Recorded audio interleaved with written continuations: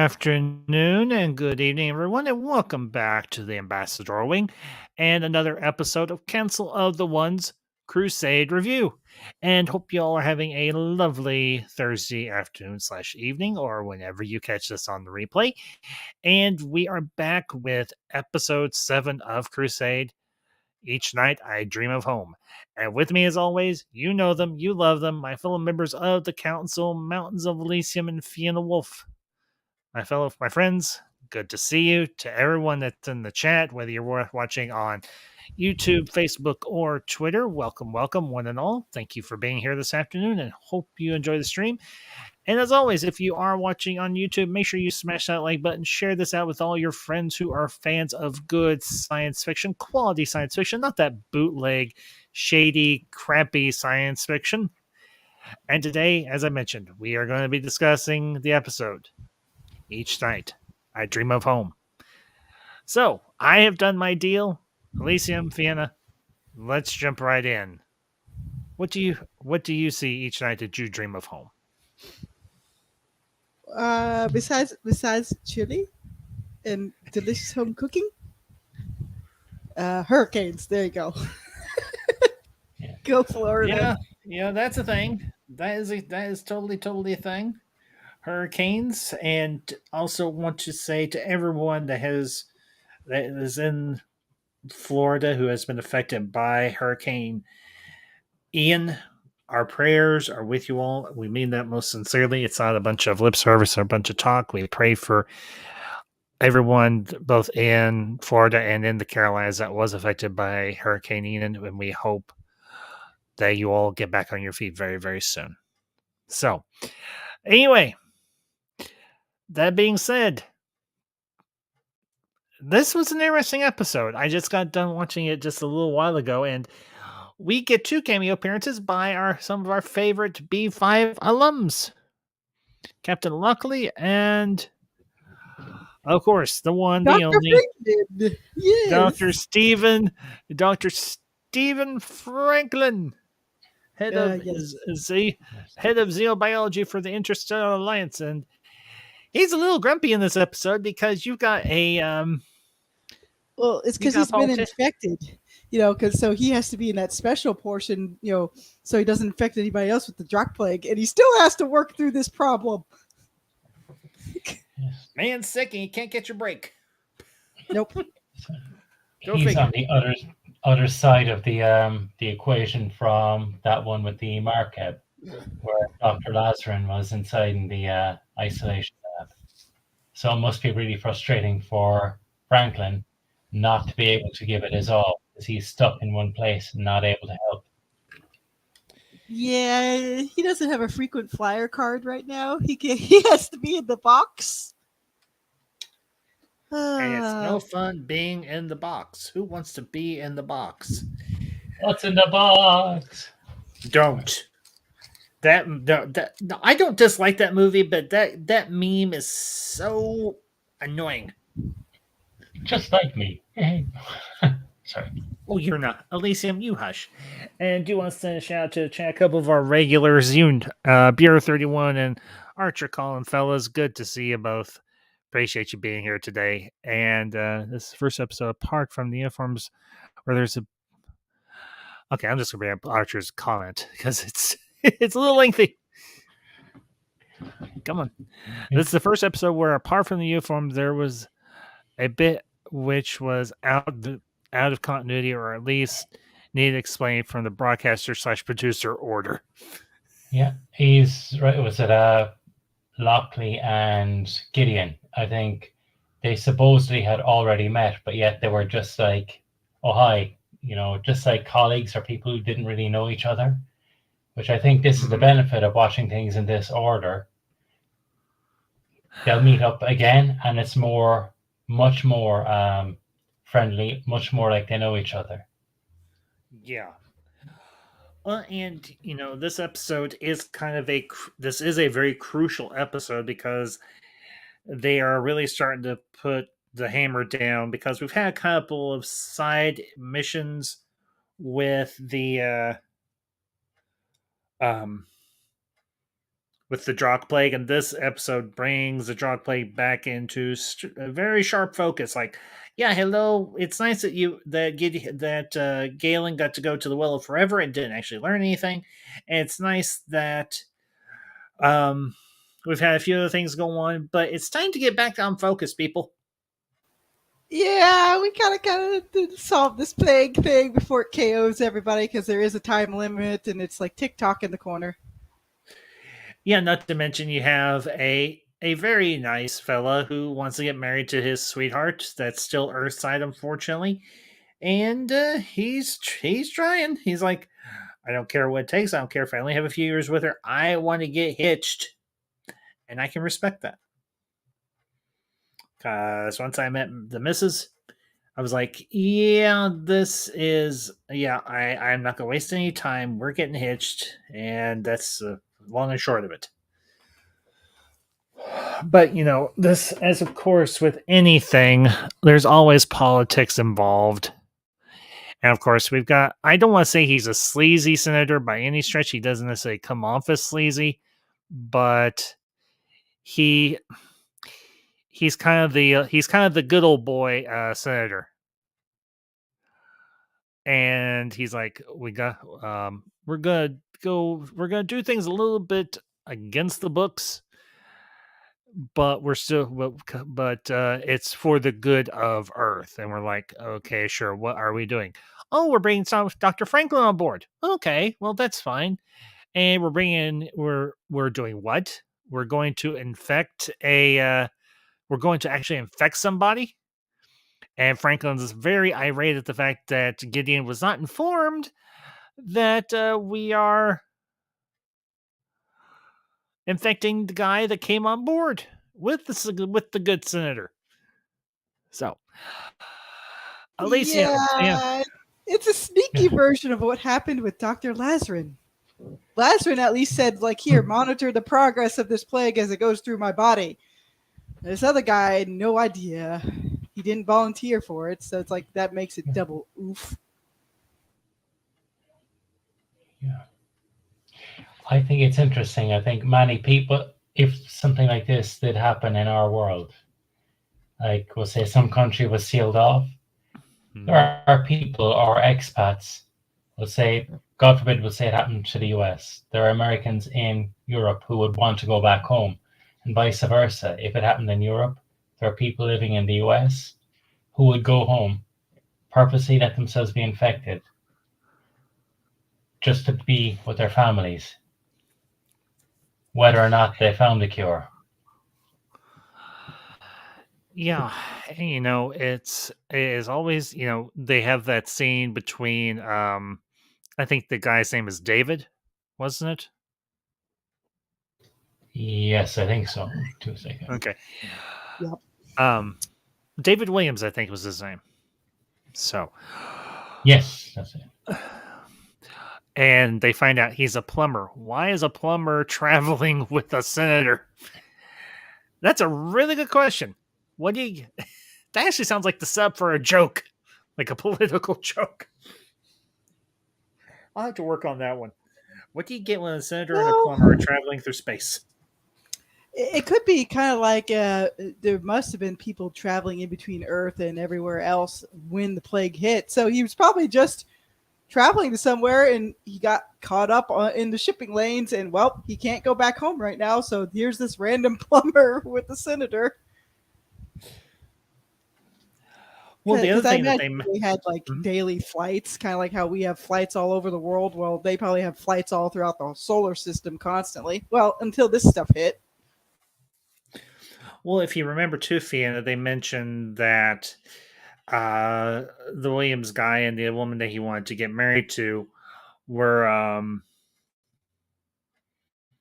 working together on, I think it was like what they called, what was it called, the Omega Colony or something? If I remember correctly. So let's see. Well, I think that might have been what it was called. It's just that at the time this all happened, Earth Force and everybody was already expanding outward, like because the Interstellar Alliance had all the different rules put into place for making colonies. So you wouldn't have a Drazi versus Centauri situation with blockades. Oops. Yeah, exactly. Yeah, Omega-7 colony. That's it. Omega-7. Yeah, I knew it was Omega something. I just couldn't remember what exactly. So.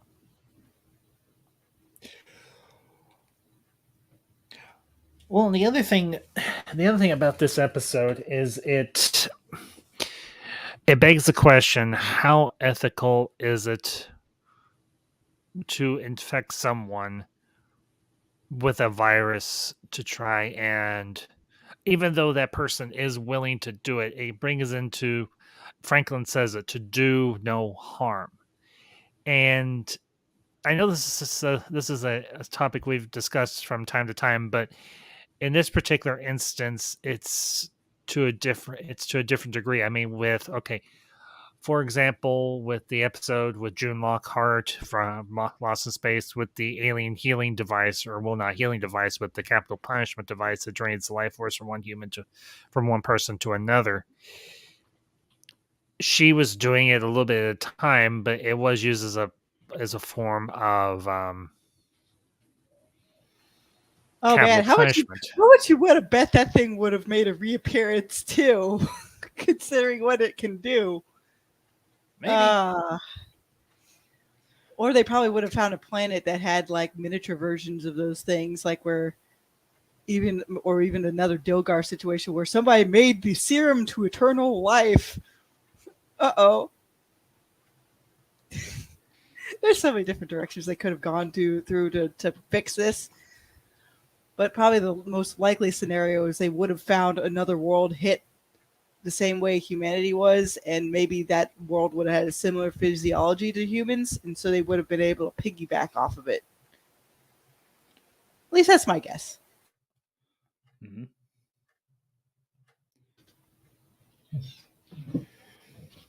I was just saying, just a heads up, I think Archer Colin kind of pointed it out. I dropped a link to the David Williams page on the Babylon Wiki, but I spent about 20 minutes kind of shutting off cookies on it because there's just a big long list, and even when you shut them off, there's still active ones. So you're not wrong, Colin.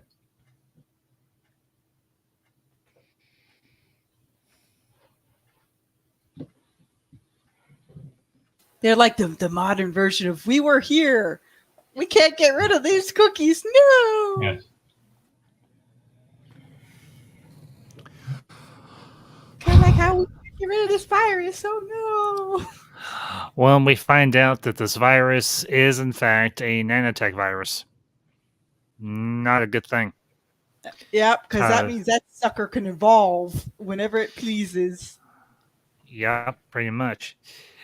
And coming back to the point I was talking about a minute ago, this guy is willing to be infected with this plague, knowing that it could potentially kill him. But even so, well, to quote a certain another doctor from another sci-fi franchise, life finds a way, or in this case, life goes on, and it's it's interesting because at the end of the episode, Franklin's got an invitation to the wedding, and it just goes to show that even though the likelihood of death is in front of all the people on Earth that are infected with the plague, they're still willing to go on with these celebrations, with these milestones in life, and in this particular case, getting married.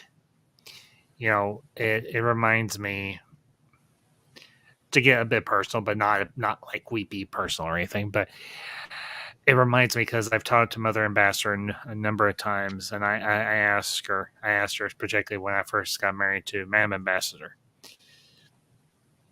even though you and Dad only had a few years together, if you had known that that his heart was going to give out and that he was going to go the way he went, would you have still married him? And her answer was a resounding yes. I would have married your father again. And she's like, gladly. She's like, I would have rather had just a few years with him than not had any years at all. And for the character David Williams in this episode, the same principle applies. He's like, if I only have 4 or 5 years with her, he's like, I'd rather have those years than not have them at all.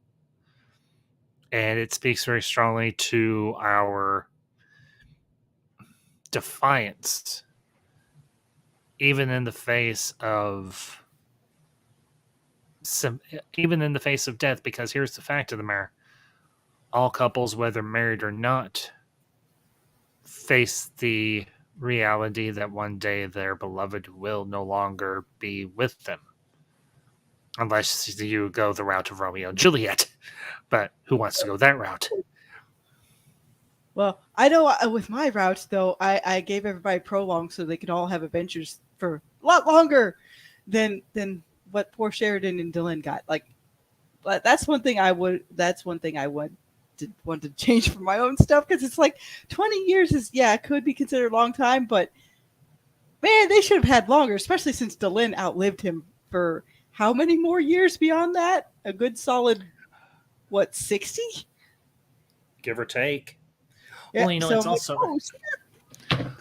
well, and the thing between Sheridan and Delenn, not to get too far off of track here with the episode, but I think it is pertinent. It does hold to what we're discussing. I think Straczynski borrowed something from Tolkien, but I think he borrowed it properly, and I think he used it properly. Because if you look at the relationship between Aragorn and Arwen, they are a pair of lovers who one outlived the other, but did so gladly, even though she knew that she would outlive Aragorn, but granted, she would have their son. Anything, now granted, not the same thing, but still, she would not be alone. She would have their child to accompany her through however many years she still had to her, because if I understand things correctly, Arwen did eventually die. It was just after many, many, many years of life. Well, Because yeah, she because gave she lost the grace of the elves. Eld. Yeah, she lost Yeah. the grace of the Eldar. Yep. Well, but yeah, but that's another thing though. You can take things you like from other stuff, and then with your story, you can tweak things a little bit. Because yeah, I'm a sap that just wants to see them right off into the sunset, at least a decent chunk of the time. Because so much stuff right now is like, even though it's doom and gloom, it's like that's all they seem to focus on. So I'm like, I want to escape, just like And I Franklin don't wants to blame ya. escape that room. Poor Franklin, because he knows how this feels. He saw his friend, get KO'd by all this, and had they been a little bit quicker, well, boy. Yeah, that's true. Go ahead, Elysium. I was thinking there's so much, you're mentioning Lord of the Rings, and there's so much relating to Lord of the Rings running throughout Babylon 5. From Lorien, the name of the long-lived character, to so many other things. I mean, Rangers, and you're right, Straczynski did good with Babylon 5, unlike something I won't mention. You can say it here, the Rings of Power. Rings of Power is a very interesting and can be entertaining fantasy show, but as a Tolkien show, it won't even scrape 1 out of 10. Mm-hmm. You're being kinder. Elysium, you're being kinder than most. Everybody, it's okay to take what you like from other things, but don't try to mimic a property. Get influenced by it, but if you try to make a 1-for-1, you're not going to succeed, because the writer who made it already made it their own and went in their own direction. Yep. Yeah. like wholesale. I'm ripping off so many things I've enjoyed in the past and put in my own stuff, and so I've gotten to the point where I don't even do like what if scenarios with popular brand X, Y, or Z. It's like, no, I'm doing what if scenarios with my own setting. That's a lot more fun because you can control wherever you go with it. And again, even with Crusade, they would have figured out the plague by the end of the first year, and then there would have been probably a whole other can of worms. Like, what else is out there that the Draks would try to do to everybody? A whole lot, I imagine. Well, yeah, because, and you know what? It's funny. We are literally halfway through this season. Granted, it's the one and only season, and this is the first appearance of the Drak in the whole dang season. You would have thought we would have had maybe a few more pop-ins, maybe once or twice, and everything. Would have popped up more often. At least maybe one or two episodes besides this one. And this is, as far as I know, the only appearance of the Drak in this whole series. Correct me if I'm wrong, for those of you that have watched the series already, and you would know better than I would. I guarantee you, though, based on the books that I already read, the Technomage trilogy and all, Legion of Fire and all that, the Drak and the Technomages probably would have butted heads a lot more in Crusade in later seasons, based on what I read in those books, because it pretty much became like a guerrilla war between the Technomages and the Drak, because they both had kind of like a sister line development because of the shadow technology. But where the Technomages were using it to try to help promote certain things, the Drak were using it to be like, we want to be Shadows 2.0. Yay! Except you will never be the Shadows 2.0. You'll just be cheap knockoff bootleg Shadows.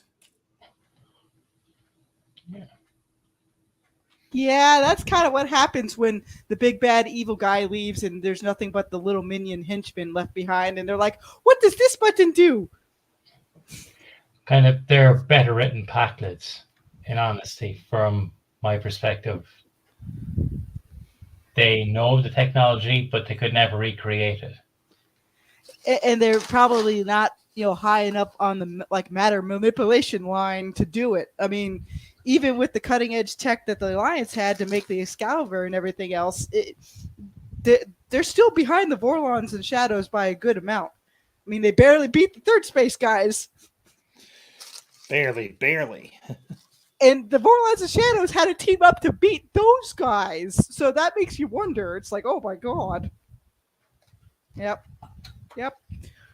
Oh my goodness. It's just, the potential in this series, well, you know what? That means more writers out there. Guess what? Let's make up our own ideas and see what's out there. Yeah, there we go. We can springboard. Well, this series, JMS followed a similar pattern with season 1 of Crusade that he did with season 1 of B5. He kind of shot a shotgun of ideas out there and eventually would have picked up on all those different trail lines from said buckshot and spun another web, but unfortunately he never got the chance with this series that he did with B5. And it's honestly a shame.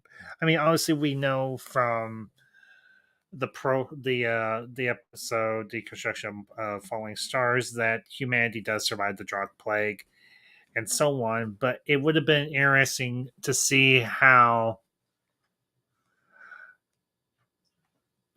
things would have played out in the aftermath of the curing of the Drak plague for humanity.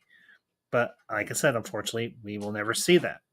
We just have to make our own assertions. We have to make our own assumptions and make up our own stories.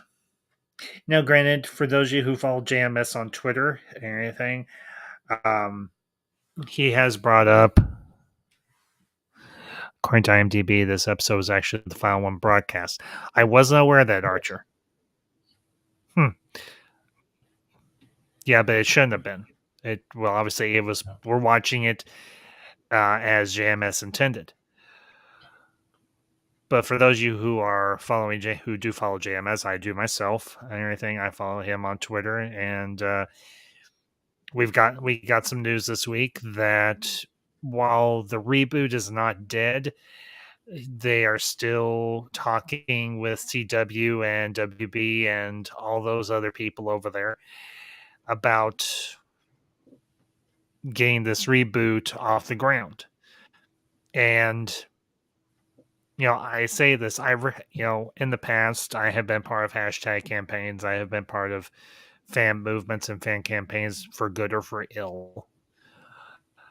But this is one of the few times I will say to everybody that's watching right now, and everybody that is watching, will watch us on the replay. We should, if you all want to see the reboot of B5, and Fiona, we know your position on this, and we do respect it and everything, and I'm not going to blow smoke up anybody's backside. You all know this. But if you want to see this, then I think we should, as a community, and this is, I think, one of the best. I say this because I am a fan of many things, but this is one of the best communities I've ever been a part of. This is one of the best fandoms I've ever been a part of. Because honestly, across the board, compared to some others, there's no toxicity, at least as far as I have seen. There's no negativity as far as I have seen. And we have a creative in the person of J. Michael Straczynski who is completely above board, who is, I think, a very respectable and a very honest and honestly a very well-meaning creative. Yeah, Elysium, learn how to type, dude.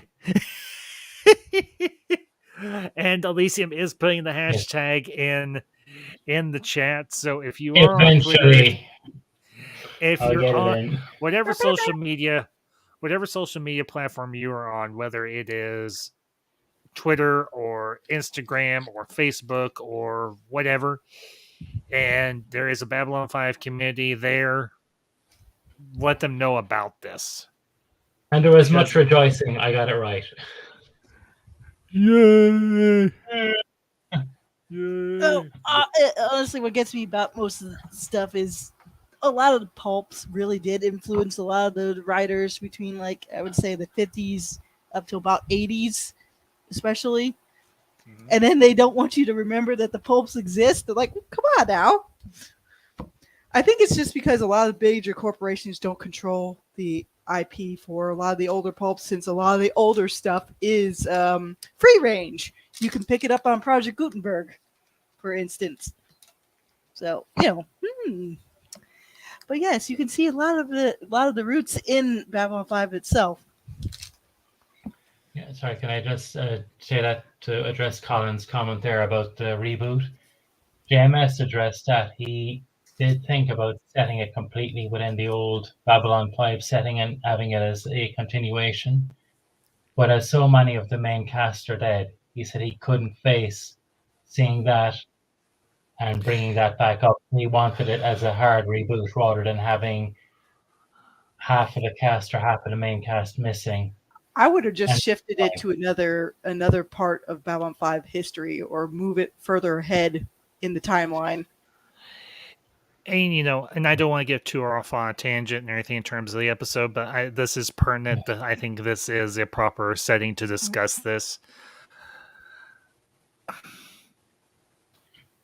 I see what you're saying, Fiona. I also see what JMS is saying, and honestly, I am all for a reboot in this particular instance. I am okay with a reboot in this particular instance because, unfortunately, so many of the original cast members have passed on. I mean, it would be like them trying to do a reboot of the original Star Trek TOS. You couldn't, because there's only 3 of them still alive, and they're well past age too. The thing is, Star Trek actually did it the proper way, and the ones that could make cameos did in the other series, but they moved the timeline forward and then had a new set of characters for people to follow, but it was still a similar setting. with different stakes or maybe different kinds of happenings out there in that universe. So it's just, again, the part of it is so much stuff out there doesn't really want to respect its source material because people want to graft on things because it's recognized rather than taking the time to build up their own separate setting. Yeah, it's going to take years, guys. Like, I've been writing for a couple of years now, and yes, I have like 50 to 60 readers now, which is beyond my wildest dreams, but it does take a while to build up something. And depending on the flavor, it might be more niche than other things. Niche. Yeah. Yes, there you go. But here's the other thing too. This is the original creative being in charge. This is JMS. This is JMS being in charge of this reboot. This isn't the Lucas situation. This isn't the Roddenberry situation. This isn't any other situation like we've seen. Because mainly, which JMS are we going to get? The one that made Babylon 5 or the one that did the ridiculous stuff with Sense 8? Which one are we going to get with this reboot? I would probably say we're going to get the JMS that did B5. Now, I don't know what this other series that you're talking about is, but, there is... Look, I know we all have our issues with the entertainment industry and with reboots and reimaginings and all this redo stuff. I understand that. But JMS to me has not caused me to lose confidence in his ability as a creative. So if he is on board for this reboot, if him and CW are able to come to, and Warner Brothers or whoever he's negotiating with are able to come to a agreement, and he's going to get control, he's going to have the creative control he wants, he's going to get the budget that he wants, and he's going to be able to tell the story that he wants, that I see no reason why I shouldn't trust the man when he says, guys, help me get this thing going if you want it. I must say this, and I'm not trying to bash anybody, but this isn't like Zack Snyder. This isn't in my opinion, a pipe dream in terms of restoring or continuing or whatever a particular universe. This is JMS coming out and saying to his fan base, to the fandom, guys, I need your help. He's like, I've never asked for your help before. I'm asking now. If you love these characters, if you love this universe, if you want to see this reboot that I'm going to be in charge of, then show me you have the vote of confidence in me to do this. I'm just going to say it. This is one of the few. I'll have to perch there and I'll sit there and wait. But yeah, right now, I will have to be blunt. My faith is not managing because I've seen too much of current year just skinning things where they don't care about the source material. They don't care if they have the original creator. That's the reason why the whole Gargoyles thing worries me, because the original creator for that has gone off the deep end. So, yeah, I'm going to have a holding pattern, and I'll just leave it at that. Fine, didn't have a holding pattern, but if this turns out to be good and it actually happens, well, I guess we'll see. We shall see what we see. Hope for the best and pray the worst doesn't happen, I guess. Like many things, the Lord of the Rings or Rings of Power, I'm still going to watch it just to see, but I'm no longer watching it as a Lord of the Ring. Same will happen with the reboot of Babylon 5. If it's too far off what I'm hoping or expecting, I hope it's still a good show that I can get into, even if I won't invest in it as a Babylon 5 show. I'll still give it a go. But yeah. I understand this point too, and honestly, I respect it. If she's not going to hate watch it, I've gotten to the point where it's like, oh no, don't hate watch people. Like if you know you're already going to dislike something because they're skinning everything, like just rebuy old stuff from Goodwills. You can use the Amazon storefront to do that. That way the actual Goodwill gets the money, but Hollywood doesn't. Yeah. that's how I look at it. It's like if I want to see some of my old stuff, I'll just keep buying it third party, from a bunch of Goodwills. Yeah, and there's no harm in that. I mean, for heaven's sakes, I got my Babylon 5 series Lock, Stock, and Barrel, including Crusade and the movies, through Amazon.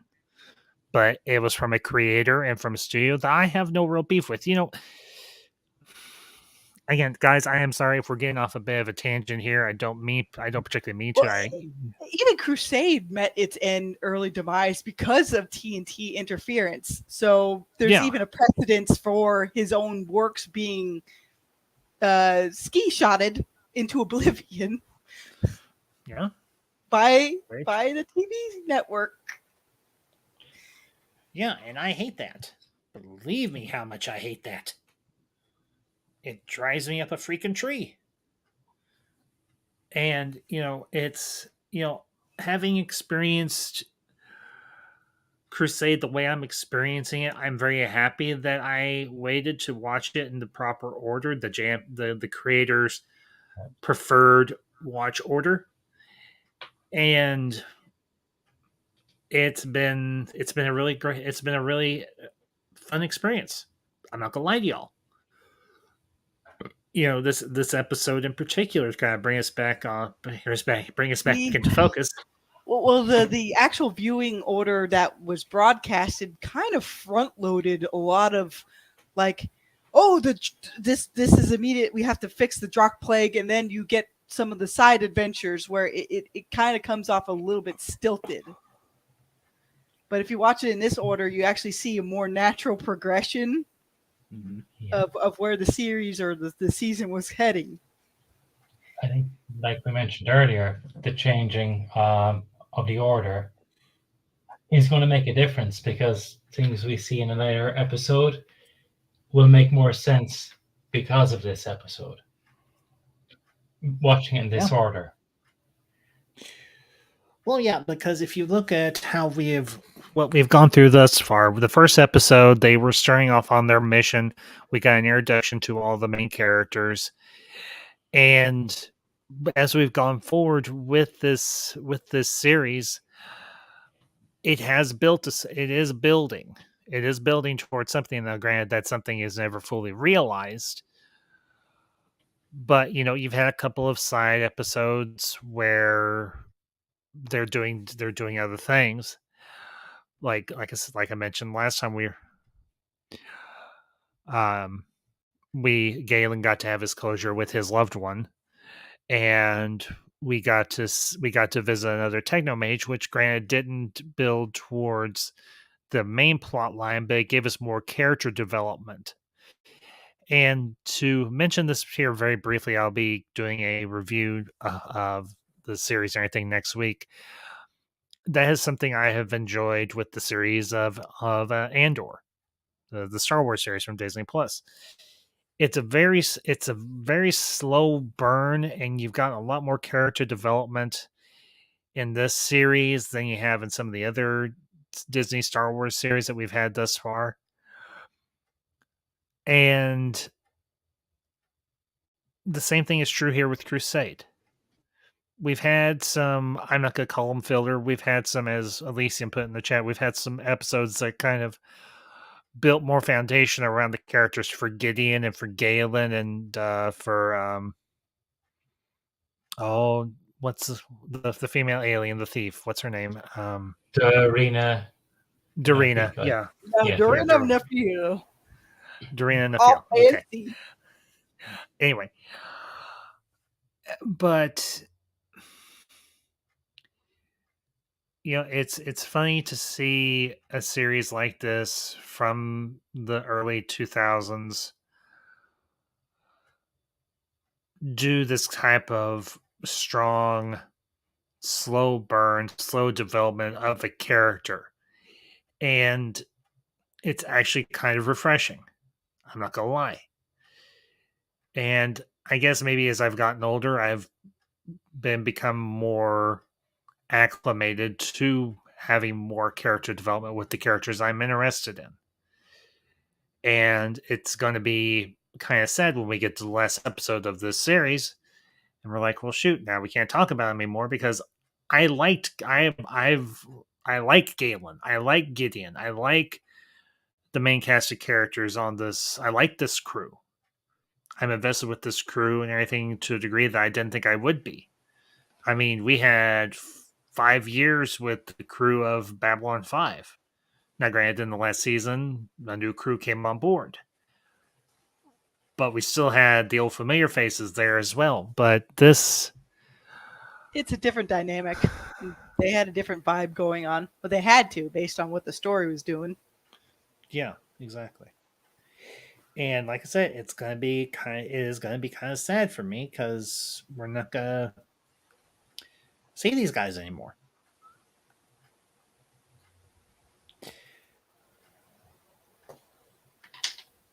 Anyway, I've kind of rambled on long enough. You guys, your thoughts on anything I've brought up?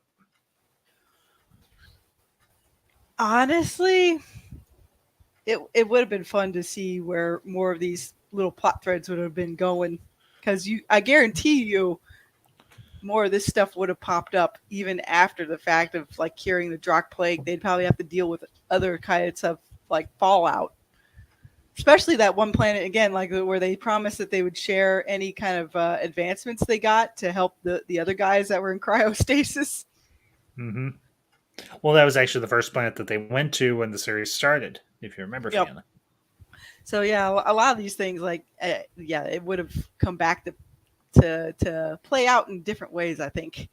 Plus, we probably would have seen more pit stops with Lockley. Maybe. I'm not gonna lie, it was kind of cool to see Lockley again, but at the same time, I was like, oh, okay, what's she doing here? Is this just a cameo for cameo's sake, or is she actually here to do something? I think they wanted to rope Lockley in for stuff because eventually Babylon 5 probably would have popped up a time or two. Because like once the threat of the Drak plague is over, well, I imagine the Excalibur would have probably made a pit stop in between missions to probably send updates to the Alliance and everywhere else. And Babylon 5 at the time was still a natural hub to do that. Yeah. That way you could have gotten all the fun cameos every once in a while. We probably would have gotten to see Veer doing something. Well, and it's funny that you should bring up Veer because guess who directed this episode? Mr. Stephen First, which I thought was actually it was nice. I was like, oh, Veer directed this episode. And I'm like, no, wait a minute. Flounder directed this episode. No, Stephen First directed this episode. I'm like, hi, Veer, we've missed you, even though we don't see you. And I'll say this: Stephen First, as the director, he was pretty darn good, even if he only worked on television. Yes. So. And finally, even though she's a main cast character, it's her first appearance. So there definitely would have been more of Lockley within the series. We can certainly assume so. Yes. Well, considering they were kind of making her a certain kind of interest for Matthew Gideon over there, I think they played off each other pretty well. Oh, yeah, definitely. Because they're both spontaneous in different ways. Yes. Which explains why her and Sheridan would butt heads too often, just because they were kind of built similarly. But it seems like Gideon and Lockley bounced off each other more like not the same dynamic as Sheridan and Delenn did, but they were good for each other, methinks. Mm-hmm. Yeah.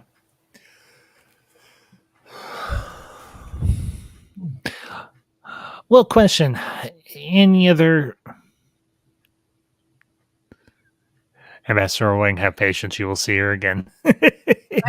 I'm sure we will.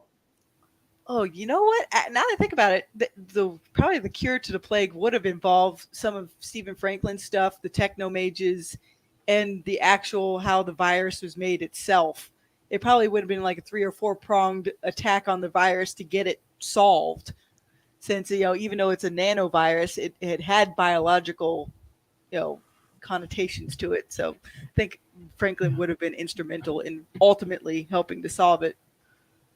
Oh yeah, definitely. And interesting thing about it, it's kind of reference here that it might actually be a sentient virus. there is mentions here that it's got a hive mind.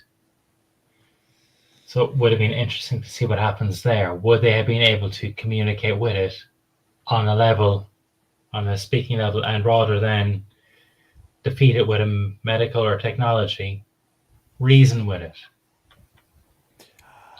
My guess is they probably would have figured out a way to maybe communicate with it, but it would have taken. I think honestly, it would have taken the Techno Mage's involvement to get that part done.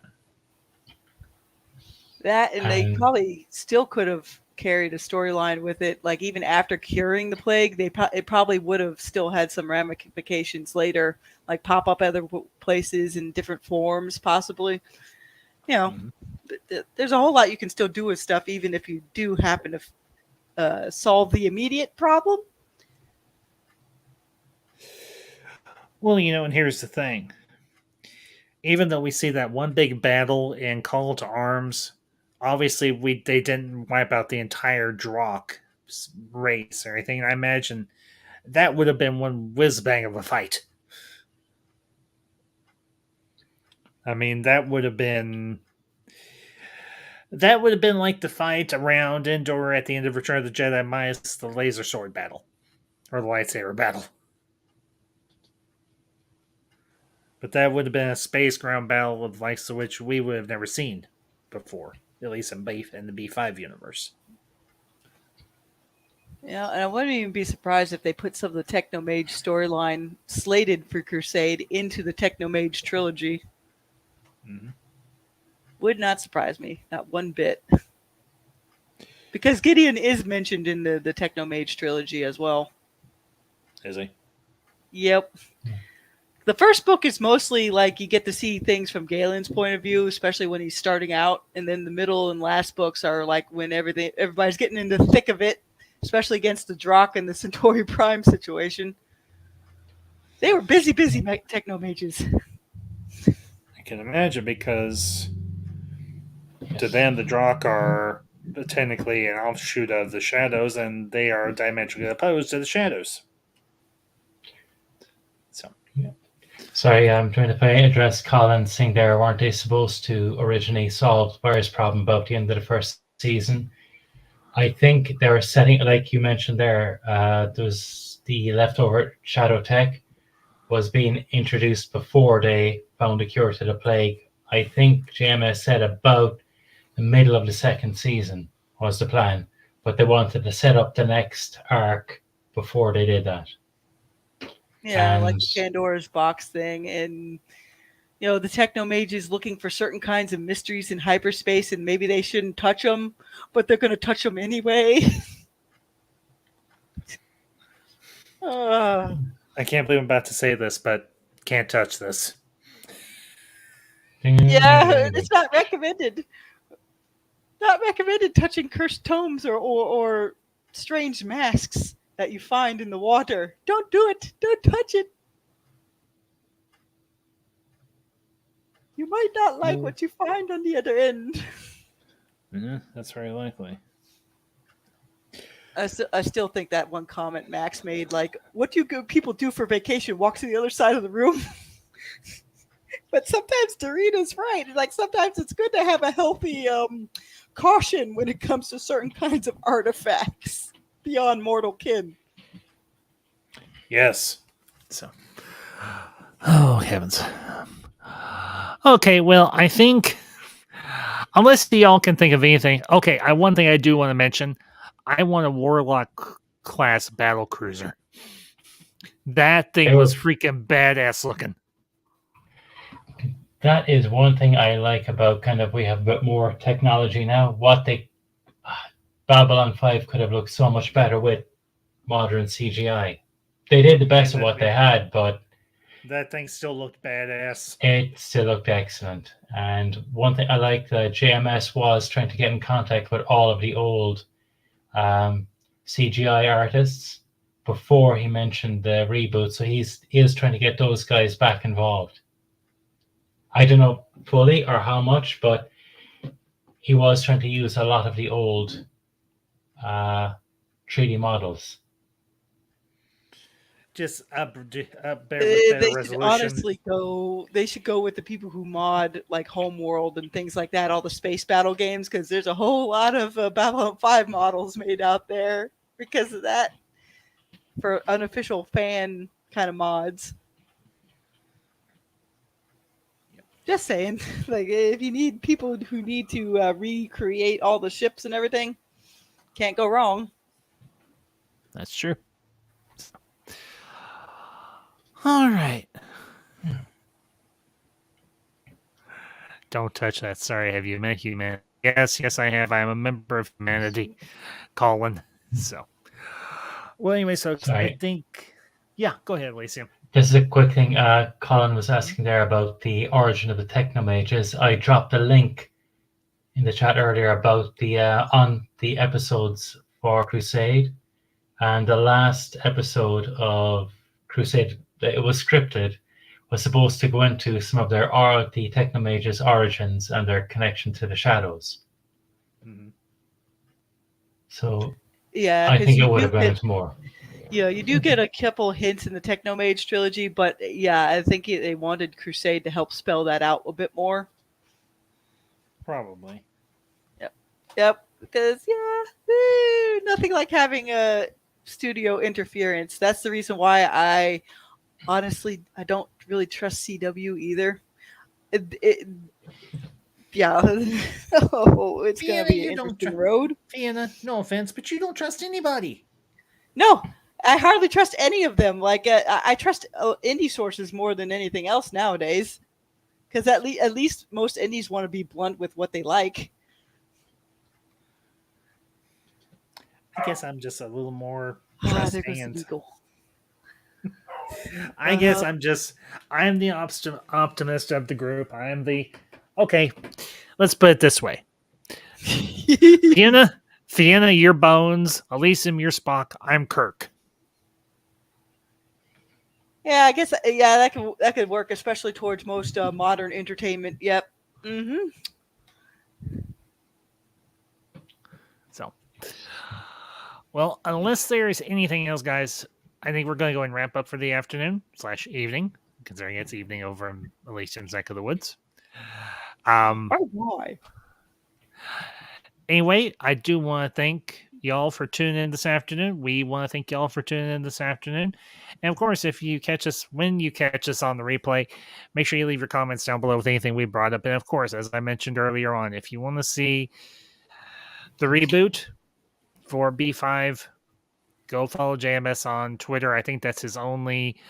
oh, good grief. Had to be said. Elysium, really? As I was saying, go follow JMS on Twitter. I think that is the only social media platform that he is on. And let's give our old friend JMS a boot up and give him as much support as we possibly can so that we can see what the potential for a reboot of B5 would look like, if nothing else. So, but of course, we will be back next week with episode 8 of Crusade. I don't remember the title of the episode, but we will be here. And Colin, you said it perfectly. See you next week. Same bab time, same bab channel. And of course, until next time, this is the Council of One saying in 3, 2, 1. Zoot, long and prosperous. I'm using these two as a canary in the coal mine. Yep. Zooty!